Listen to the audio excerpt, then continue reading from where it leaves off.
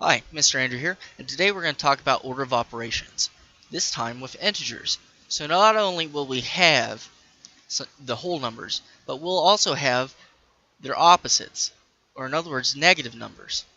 The thing to remember here is it's going to be exactly the same as Chapter 1, just when you encounter negatives, you apply the rules as need be. So here we have PEMDAS, or PEMDAS. Some people use the acronym or the mnemonic, please excuse my dear Aunt Sally. And what this basically says is that we do parentheses first, exponents next, we multiply or divide next, whichever one comes first, left to right, and then we add and subtract, whichever one comes first, left to right. So here, if I look at this problem, I look here and I look for parentheses. In fact, I look for parentheses that tell me to do an operation first.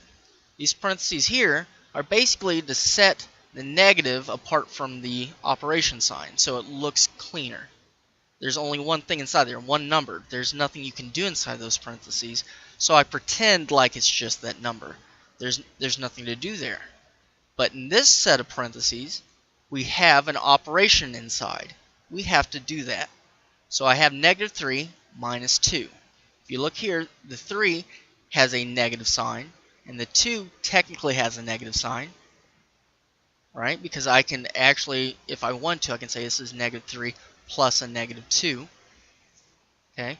If you're not familiar with that, go back and watch the video on adding and subtracting integers. But here, if we move forward with that, same sign, I add their magnitudes, keep the sign. So I add 3 plus 2, which is 5, and I keep the sign, which is a negative. Everything else comes down. That's supposed to be a 2. Okay, so 4 plus and divide by a negative 5. So here I have 4 and I have a negative 5 in parentheses squared, and I divide by a negative 5. So here, negative 5 squared, well, that would be a positive 25. Don't forget, because it's inside the parentheses, I actually do negative 5 times a negative 5. A negative times a negative is a positive. So because this power is even, it actually squares off the negative. We keep the rest of the problem coming down. And now we actually have to multiply or divide next, which I do have division. So 25 divided by negative 5, a positive divided by negative, is a negative, so this would come together to be negative 5. The 4 plus coming down. And then 4 plus negative 5, well, this is positive, this is negative.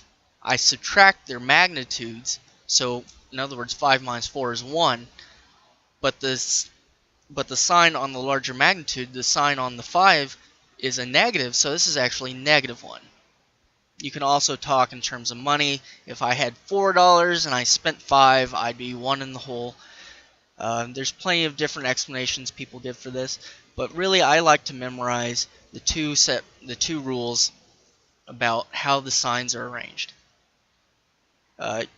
All this was built on a few other videos, so if you just watch this and anything seems a little unclear, go into the other sections above it, and hopefully that'll clear it up. If not, just email me at any point in time. Thank you.